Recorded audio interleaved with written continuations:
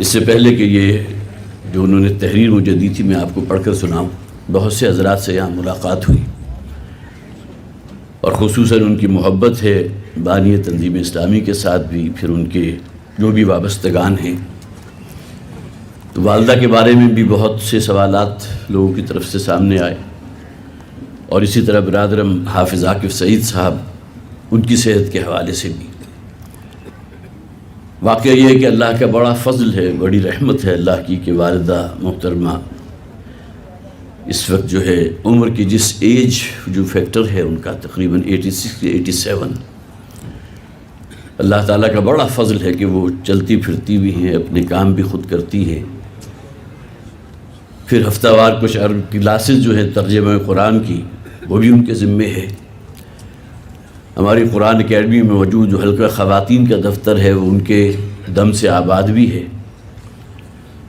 اور جیسا کہ ان الفاظ میں بھی آ جائے گا، انہی کے الفاظ ہیں کہ خاص طور پر آپ کی دعاؤں کی وہ شدید طلبگار ہیں کہ اللہ تعالیٰ انہیں صحت اور ایمان اور عافیت والی زندگی عطا فرمائے، اور کسی کو ان کا جو ہے ان کو کسی کا محتاج نہ کرے۔ اب یہ میں اس کو پڑھ دیتا ہوں آپ کے سامنے۔ محترم رفقائے تنظیم اسلامی، السلام علیکم ورحمۃ اللہ وبرکاتہ۔ اللہ سبحانہ و تعالیٰ کی عطا کردہ مہلت عمر نے ایک بار پھر آپ سے مخاطب ہونے کا شرف بخشا ہے، فللہ الحمد والشکر۔ بفضل تعالیٰ تبدیلی عمارت کا مرحلہ بحسن خوبی تکمیل کو پہنچا۔ میری دلی خواہش یہ ہے کہ یہ تبدیلی تنظیم اسلامی کے لیے بہت ہی خیر و برکت کا باعث ہو۔ عزیزم عاکف سعید صلی اللہ علیہ وسلم کی صحت اب اس ذمہ داری کو نبھانے کی متحمل نہیں تھی، لہٰذا ان کا از خود عمارت سے علیحدگی اختیار کرنا اور ذمہ داری کو اپنے سے زیادہ اہل شخصیت کے حوالے کر کے مطمئن ہو جانا میرے لیے خوشی اور اطمینان کا باعث ہے، اور ظاہر ہے کہ اس پر سب سے بڑے گواہ ہم ہیں، جس طرح ان کی دعائیں محترم شجاع الدین صاحب جو اس وقت امیر کی ذمہ داری ادا کر رہے ہیں امیر تنظیم کی، ان کے دل سے نکلتی ہیں الحمدللہ۔ موجودہ امیر محترم شجاع الدین صاحب حفظہ اللہ تعالیٰ کے لیے میری دلی دعا ہے کہ اللہ انہیں صحت اور عافیت اور ہمت کے ساتھ اس ذمہ داری کو نبھانے کی توفیق عطا فرمائے۔ اسی مناسبت سے کچھ اشعار ذہن میں گردش کر رہے ہیں جو آپ کے ساتھ شیئر کرنا چاہتی ہوں۔ معلوم نہیں کب مانگ لے وہ اپنی امانت، جہاں ساتھ لیے پھرتے ہیں گھر پر نہیں رکھتے، کرتے ہیں قلندر تیری دنیا کی قیادت، گر تاج زمانے کا وہ سر پر نہیں رکھتے۔ اور اسی طرح نگاہ بلند سخن دل نواز جہاں پرسوز، یہی ہے رخت سفر میر کارواں کے لیے، تم دیے باد خود مخالف سے نہ گھبرائے خواب، یہ تو چلتی ہے تجھے اونچا اڑانے کے لیے۔ بہرحال اب میں اپنی پیرانہ ساری میں اللہ کی رحمت اور آپ حضرات کی دعاؤں کے سہارے زندہ ہوں۔ رب کے احسانات کے بوجھ تلے اس کی رحمت کی امیدوار ہوں۔ اللہ مجھے ارذل العمر کے مصائب سے اپنی پناہ میں رکھے اور ایمان پر خاتمہ ہو۔ رفقا کے لیے کچھ نیا تو نہیں لکھ سکی، لیکن کچھ باتیں میں ضرور شیئر کرنا چاہتی ہوں جن میں سے بعض کا تعلق میری پچھلی تحریر کے ساتھ بھی تھا، اور آج کی تحریر میں قدر مقرر کے طور پر بعض باتیں پھر آپ کے سامنے آ جائیں گی اور ان کی اہمیت مزید اجاگر ہوگی انشاءاللہ۔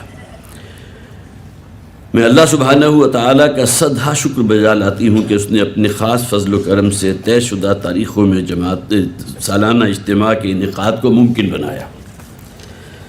سالانہ اجتماع تذکیر کا بہترین موقع فراہم کرتا ہے، اور اس کا تجربہ آپ حضرات کو بھی ہوا اور مجھے بھی ہوا۔ اس خاص ماحول میں خالص دینی و فکری رہنمائی اور ایمان کی آبیاری کے لیے جمع ہونا اور اپنے بھولے ہوئے سبق کو دہرانا بے حد مفید ہوتا ہے۔ اسی مناسبت سے ایک شعر جو پھر میرے ذہن میں آ گیا، نغمہ کجا و من کجا ساز سخن بہانہ ایست، سوئے قطار می کشم ناقائے بے زمام راہ۔ گزشتہ سالانہ اجتماع کے موقع پر میری چند گزارشات میرے بڑے بیٹے ڈاکٹر عارف رشید نے آپ کو پڑھ کے سنائی تھی، اسی نوع کا درد آج بھی میں آپ کے ساتھ شیئر کر رہی ہوں۔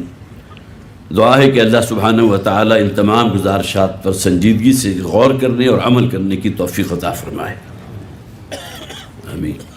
ہم سب ایک عظیم نصب العین یعنی رضائے رب کا حصول کو پیش نظر رکھ کر تنظیم میں شامل ہوئے۔ اپنی نیت کو اللہ کی رضا کے حصول اور اخروی کامیابی کے لیے خالص کر لیجیے۔ ہمیشہ اپنا جائزہ لیتے رہیے کہ ہمارے خلوص میں کہیں کوئی کمی تو نہیں واقع ہو رہی۔ نبی اکرم صلی اللہ علیہ وسلم کا ارشاد ہے، حاسبوا انفسکم من قبل ان تحاسبوا، اپنے نفس کا محاسبہ کرتے رہا کرو اس سے پہلے کہ میدان حشر میں تمہارا محاسبہ کیا جائے۔ اس دعا کو مستقلاً اپنی دعاؤں میں شامل کر لیجئے۔ اللہم وفقنا لما تحب وترضى، اللہم وفقنا لما تحب وترضى۔ نمبر 2، کلکم راع وکلکم مسئول عن رعیتہ کے الفاظ نبوی کو سامنے رکھتے ہوئے ہر رفیق تنظیم جو اہل و عیال والا ہے اپنے آپ کو آخرت میں اولاد کی تعلیم و تربیت کے حوالے سے جواب دہ سمجھے۔ جیسا کہ انجینئر نعمان صاحب نے بہت ہی خوبصورتی کے ساتھ جو گھریلو ذمہ داریاں کسی سربراہ فیملی کے کاندھوں پر عائد ہوتی ہیں اس کا ذکر کیا، بہت ہی عمدگی کے ساتھ۔ خصوصاً ستر و حجاب کی پابندی کا اہتمام اور رسومات اور بدعات سے اجتناب۔ شعائر دینی کی پابندی پر خصوصی نظر رکھیں، اس لیے کہ ان معاملات میں اگر سربراہ فیملی سے کوئی غفلت یا کوتاہی ہو گئی تو عند اللہ، اللہ کے ہاں مسئول ہوگا۔ وَكُلُّكُمْ مَسْئُولٌ عَنْ رَعِيَّتِهِ، حدیث کے الفاظ۔ اس کے ساتھ ساتھ یہ حکمت بھی ہمارے پیش نظر رہنی چاہیے، وَإِن تَعْفُوا وَتَصْفَحُوا کے مصداق اپنے اہل خانہ کے ساتھ نرمی اور عفو درگزر کا معاملہ کیجیے۔ لیکن جن معاملات میں سیرت طیبہ میں اور احادیث نبوی میں سختی اختیار کرنے کا حکم دیا گیا ہے ان معاملات میں ہمیں بھی سخت رویہ اختیار کرنا چاہیے۔ خاص طور پر ستر و حجاب کی پابندی ہے۔ اسی طرح گھریلو معاملات ایسے ہوتے ہیں کہ جو بہرحال ہمارے گھروں کے اندر در آئے ہیں، اس حوالے سے سختی کا بھی گویا کہ معاملہ کرنا چاہیے۔ آج کا دور فتنوں کا دور ہے۔ واقعہ یہ ہے کہ ہر بڑے اور چھوٹے کے لیے آج کا سب سے بڑا فتنہ موبائل فون ہے۔ اس پر بڑی سیر حاصل گفتگو کی برادر آصف حمید نے۔ سوشل میڈیا کا استعمال وبا کی صورت میں بڑھتا چلا جا رہا ہے۔ جن بچوں کو اپنی تعلیمی ضروریات کے لیے لیپ ٹاپ یا موبائل کا استعمال کرنا ہی پڑتا ہے، انہیں وقتاً فوقتاً ان گیجٹس کے غیر اخلاقی استعمال کے حوالے سے یاد دہانی کراتے رہنا کبھی نہ بھولیں۔ یہ نہیں کہ بس ایک مرتبہ آپ نے اگر ان کو کچھ چیزیں بتا دی تو اب پھر کف لسان ہے، بلکہ بار بار متوجہ کرتے رہیے۔ تذکیر اور یاد دہانی ہونی چاہیے۔ واقعہ یہ ہے کہ ان کے غلط استعمال کی وجہ سے بچوں میں اخلاقی زوال اور بڑوں میں گھر کا سکون ختم ہوتا چلا جا رہا ہے۔ اس ایجاد کے مثبت پہلو اپنی جگہ، لیکن اس کے غلط استعمال نے شرم و حیا کا جنازہ نکال کر رکھ دیا ہے اور خصوصاً نوجوان نسل کو تباہی کے دہانے پر پہنچا دیا، الا ماشاء اللہ۔ میری آپ سے اپیل ہے کہ خدا را اس معاملے میں خصوصی توجہ فرمائیں، اور ظاہر ہے کہ یہ مسئلہ ہر گھر کا مسئلہ ہے، اس لیے کہ جیسا کہ آپ کو معلوم ہے اب جو بھی ٹیچنگ ٹولز ہیں، اور یہ کووڈ کا جو زمانہ آیا تھا اس میں اسکول جو بند ہو گئے تھے تو اس کے بعد جو ظاہر ہے کہ موبائل فون ہوتا تھا یا لیپ ٹاپ ہوتا تھا، اور بعض اوقات بچے جو ہیں پوری رات جو ہے وہ اپنی تعلیمی سرگرمیاں جو ہے وہ بھی جاری رکھتے تھے، لیکن یہ کہ جیسا کہ میں نے عرض کیا تھا کہ اس کا جو دوسرا استعمال ہے اللہ تعالیٰ اس سے سب کو اپنی پناہ میں رکھے۔ نمبر 4، گزشتہ سالانہ اجتماع کے موقع پر بھی میں نے آپ سے گزارش کی تھی کہ اپنے بچوں اور بچیوں کو مخلوط تعلیمی اداروں سے بچائیں۔ بچوں کی تعلیم و تربیت میں اس بات کو خصوصی اہمیت دے کہ شادی کے بعد ان کی اولین ذمہ داری گھرداری اور اولاد کی تربیت ہے، لہٰذا ان کی تعلیم کے ضمن میں ان کے لیے ان موضوعات کو اختیار کرنے کی حوصلہ افزائی کیجیے جو ان کی گھریلو ذمہ داریوں سے متعلق ہوں۔ جب میرے علم میں آتا ہے کہ تنظیم اسلامی کے سینئر رفقا کی بیٹیاں بھی مخلوط تعلیمی اداروں میں انجینئرنگ، آئی ٹی، اکاؤنٹس اور دیگر جو فنی جو تعلیمات کے سلسلے ہیں وہ حاصل کر رہی ہیں تو مجھے بہت صدمہ پہنچتا ہے۔ آج مغرب ہم پر کس طرف سے اور کس انداز میں حملہ آور ہو رہا ہے ہمیں اس کا اندازہ ہی نہیں۔ قرآن حکیم میں شیطان کے حملوں کے حوالے سے ذکر موجود ہے، اِنَّهُ يَرَاكُمْ هُوَ وَقَبِيلُهُ مِنْ حَيْثُ لَا تَرَوْنَهُمْ، یقیناً وہ شیطان لعین تمہاری گھات میں ہے اور ایسی جگہ سے حملہ آور ہوتا ہے جو تمہارے وہم و گمان میں بھی نہیں ہوتی۔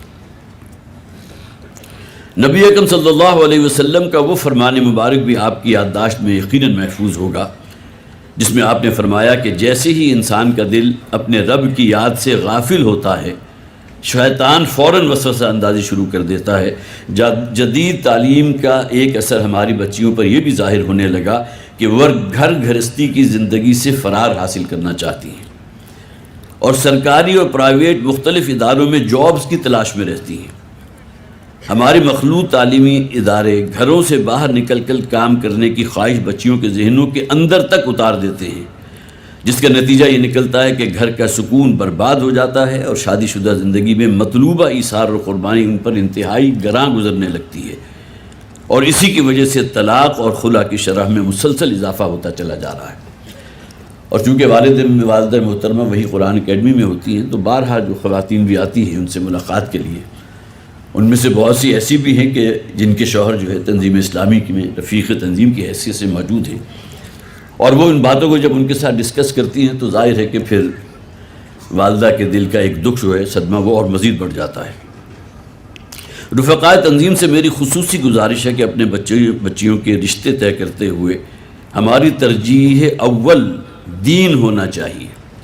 تنظیمی اور دینی فکر رکھنے والے گھرانوں میں اپنے بچوں کا رشتہ طے کریں تاکہ وہ خود بھی ایک دوسرے کے دست و بازو بن سکیں اور آپ کی آنکھوں کی ٹھنڈک بھی بن سکیں۔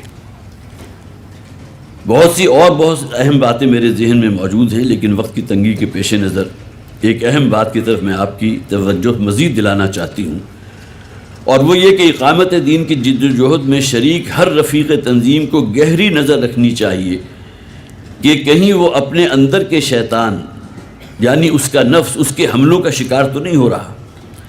نبی اکرم صلی اللہ علیہ وسلم کے اپنے قول مبارک میں اپنے اندر کے شیطان یعنی نفسانی خواہشات کے خلاف جہاد کو افضل ترین قرار دیا گیا۔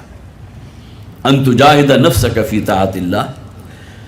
تمام رفقائے تنظیم کے یہ الفاظ جو ہیں ان کے لیے بہت ہی مانوس ہیں، اور اسی طرح حضور نے جو فرمایا ان الشیطان یجری من الانسان مجری الدم، شیطان انسان میں اس طرح گردش کرتا ہے جیسا کہ انسان کا خون اس کے جسم میں گردش کرتا ہے۔ ہمارا سب سے بڑا دشمن ہمارا نفس ہے، نفسانی خواہشات ہیں، حیوانی جبلتیں ہیں جو ہمیں برائی کی ترغیب دیتی ہیں اور اللہ کی نافرمانی پر اکساتی ہیں۔ ان حملوں سے اپنے آپ کو محفوظ رکھنے کی بھرپور کوشش کرنا ہر رفیق تنظیم کا ہدف اولین ہونا چاہیے۔ آخر میں تنظیم اسلامی کے تمام رفقاء کے لیے میرا یہ پیغام ہے کہ نمبر 1، اپنے ایمان میں مسلسل اضافے کی فکر کریں۔ نبی اکرم صلی اللہ علیہ وسلم کے ارشاد مبارک جس کا مفہوم یہ ہے کہ جس کا آج کل سے بہتر نہیں ہے، گزشتہ کل سے بہتر نہیں ہے، وہ گھاٹے میں ہے۔ اپنے رب کے ساتھ تعلق بڑھانے کے لیے رات کی تنہائی میں استغفار اور مناجات کا خصوصی اہتمام کیجیے۔ نمبر 2، نبی اکرم صلی اللہ علیہ وسلم کی حدیث مبارکہ اغتنم خمسا قبل خمس، یہ نسبتاً طویل حدیث ہے، لیکن یہ کہ اس کا خلاصہ کیا ہے کہ اللہ نے جو مہلت عمر دی ہے، جب تک آپ زندہ ہیں موت سے پہلے اپنی زندگی کو غنیمت جانیں، بڑھاپے سے پہلے اپنی جوانی کو، جبکہ انسان کے اندر قوت اور توانائی اور ذہنی استعداد بھی اپنے عروج پر ہوتی ہے، اسے غنیمت جانیں۔ اسی طرح مصروفیت سے پہلے فراغت۔ آج کے دور کا جیسا کہ والدہ محترمہ نے بھی توجہ دلائی، موبائل ایسی شے ہے کہ جو انسان کا وقت ضائع کرنے کے اعتبار سے شاید صف اول کی چیزوں میں سے ہے، لہٰذا اگر فارغ وقت ہے تو اسے بھی دینی مقاصد کے لیے استعمال کیجیے اور اپنی صحت اور اپنی زندگی کو نعمت سمجھیے، غنیمت سمجھیے۔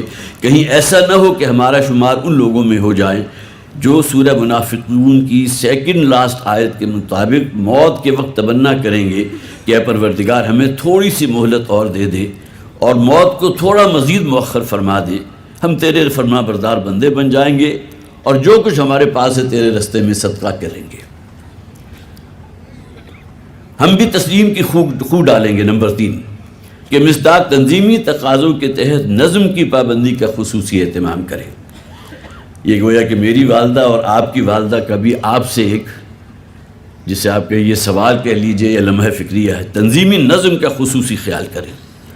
ان العہد کان مسئولہ کو سامنے رکھتے ہوئے تنظیم سے کیے ہوئے عہد جو ہر رفیق تنظیم بوقت بیعت کرتا ہے کو ہمیشہ اپنے پیش نظر رکھیں، تاکہ اگر شیطان آپ کو اپنے تنظیمی تقاصوں سے پہلو تہی کی ترغیب دے تو آپ اس کے وسوسوں سے اپنے آپ کو بچا سکیں۔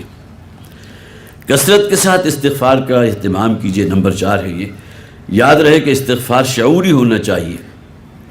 سید الاستغفار کے الفاظ تو ہر رفیق کو زبانی یاد ہونے چاہیے۔